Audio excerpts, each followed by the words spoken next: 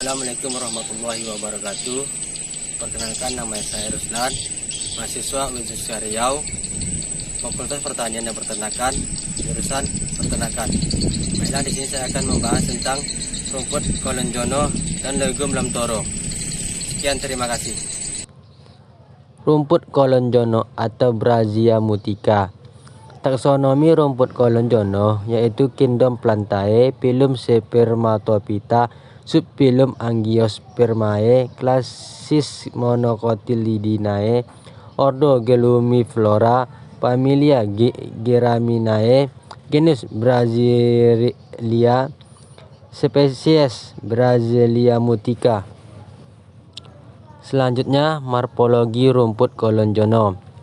Rumput kolonjono memiliki morfologi berbentuk hamparan lebat hingga 30-45 cm.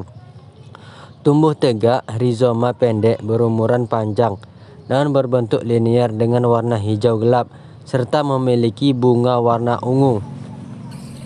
Selanjutnya, produktivitas rumput kolonjono.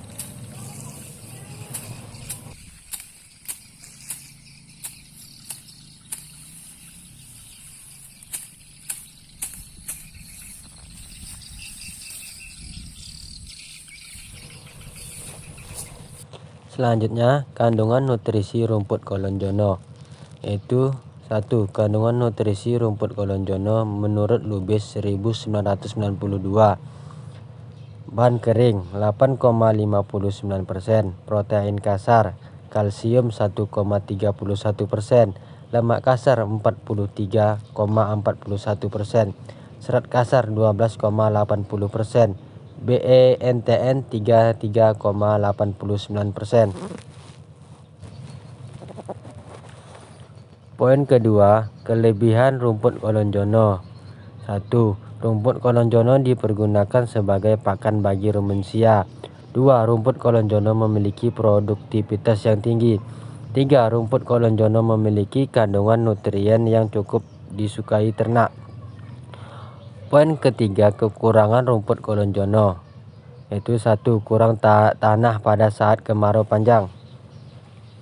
Selanjutnya, budidaya rumput kolonjono, yaitu tanah atau pengolahan. Jarak waktu pengolahan tanah dengan saat penanaman jangan terlalu lama. Ini dimaksudkan untuk menghindarkan memadatkan kembali tanah yang sudah diolah atau tumbuhnya kembali tanaman liar. 1. Pembersihan tanah. Yang penting diperhatikan di sini ialah membunuh semua tanaman yang pengganggu, sedangkan pohon-pohon yang tumbuh di sekitarnya sumber dan atau di tanah kritis sebaiknya tidak diganggu dan dibiarkan tumbuh. 2. Pembalikan tanah, yaitu membalikan tanah dilakukan dengan menggunakan cangkul, bajak atau traktor. Pembalikan tanah dimaksud untuk mempermudah penggemburan. Setelah tanah dibalik, dibiarkan selama 2-3 hari dengan maksud agar mineralisasikan bahan-bahan organik dapat berlangsung lebih cepat. Tanaman berat yang berstruktur padat sebaiknya dibajak 2 kali, sedangkan tanah yang berstruktur ringan cukup 1 kali. 3. Penggemburan tanah, yaitu menggemburkan tanah ialah menghancurkan tanah dari bongkahan-bongkahan padat menjadi tanah yang berstruktur remah dan sekaligus membersihkan tanah dari sisa-sisa akar atau bagian tanaman yang tidak dikehendaki. Poin selanjutnya, jarak tanaman. Dengan metode penanaman barisan dan kebutuhan stek atau hektar 20-30, lakukan penanaman dengan jarak 60 x 60 cm supaya rumput dapat berkembang baik banyak. Poin selanjutnya yaitu pemupukan atau perawatan. Perawatan rumput kolonjono terbilang mudah, cukup diberi pupuk sekali saat masa tanam, sementara penyiraman dilakukan setiap minggu sekali dengan memanfaatkan sumber bor. Untuk hambatan penyakit sendiri, rumput kolonjono terbilang minim sehingga tidak perlu disemprot pestisida seperti sebagaimana tumbuhan palawijaya pada umumnya. Poin selanjutnya yaitu waktu panen atau pemotongan. Umur panen pertama rumput ini yaitu sekitar 60 hari untuk setiap dipotong. Rumput ini juga dapat terus-menerus tumbuh atau dirotasi dengan tinggi. Pemotongan 20-30 cm dapat dipanen dengan cara grazing atau sistem cut and carry. Panen yang dihasil mencapai 8-20 tahun. Kelebihan rumput ini, selain dapat untuk penggembalaan dan tumbuh dengan cepat, efektif juga dapat mengatasi erosi tanah pada daerah yang miring. Cara pemberian pakan pada ternak.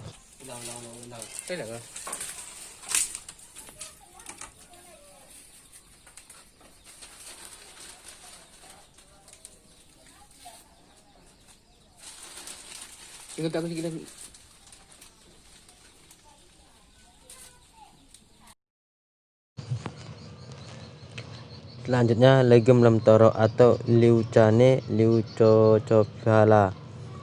Taksonomi legum lemtoro yaitu kingdom Plantae, definisi Magnolipita, klasik Magnolipicida, subclassik Rosidae, ordo Pabeles, familia Mimosae, genus Leucane, spesies Leucane leucocephala.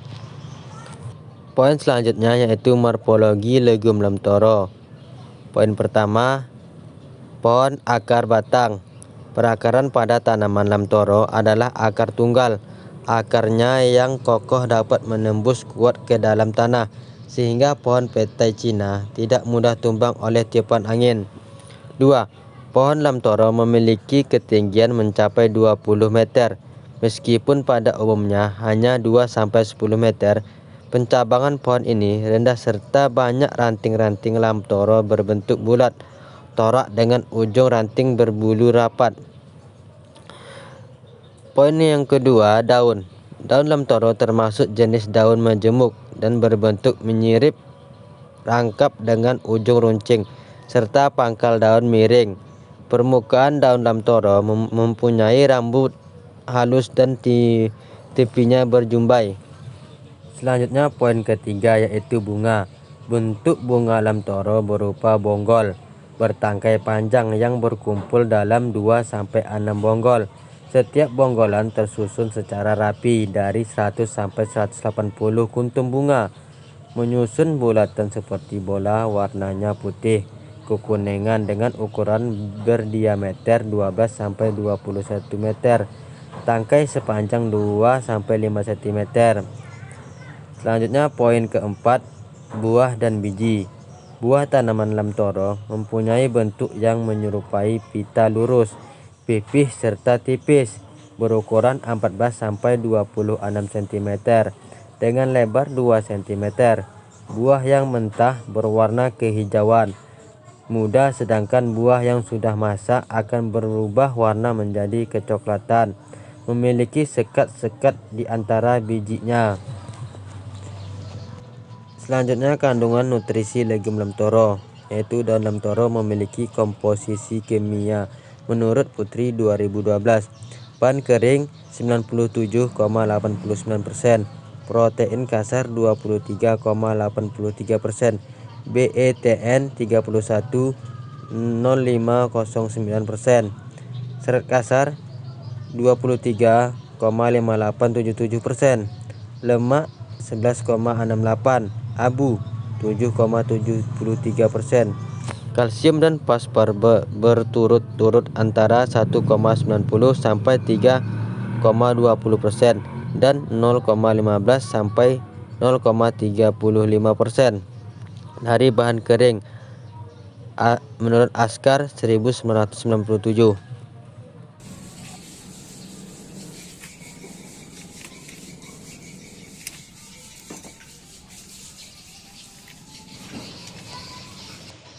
Selanjutnya yaitu poin pertama, kelebihan legum lemtoro.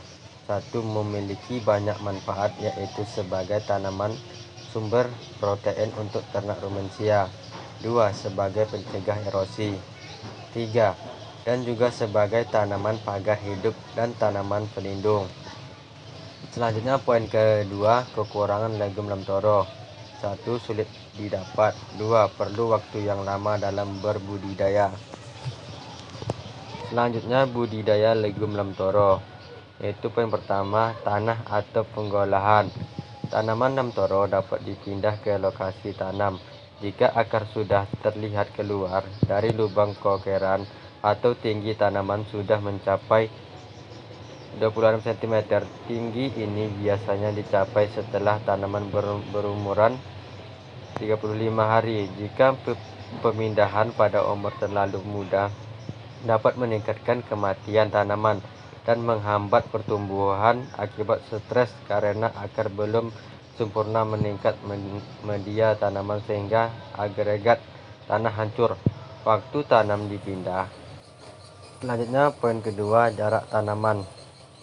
Jarak tanaman tergantung pada tujuan penanaman dan kondisi tanah. Sebagai tanaman tunggal, jarak tanaman yang digunakan adalah 1 kali 1 sebagai tanaman dan sebagai tanaman pagar 50 kali 50 cm. Selanjutnya poin yang ketiga, pemupukan atau perawatan, yaitu penyiraman dilakukan pada musim kemarau 2 kali sehari. Pemupukan dilakukan setelah tanaman berumur 20 hari setelah persemaian. Aplikasi pemupukan dilakukan bersama dengan penyiraman dengan dosis 100 gram pupuk NPK dilarutkan ke dalam 10 liter air. Frekuensinya pemupukan disesuaikan dengan kebutuhan tanaman atau apabila warna daun telah kelihatan mudar. Selanjutnya poin keempat, waktu panen atau pemotongan. Itu 1. Panen lamtoro sudah dapat dilakukan 9 bulan sampai 2 tahun. 2. Produksi daun lamtoro segar sekitar 60 sampai 70 ton atau 20 ton bahan kering per hektar per tahun.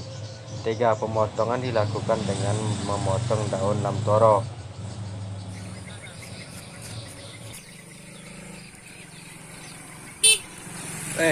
Ulang.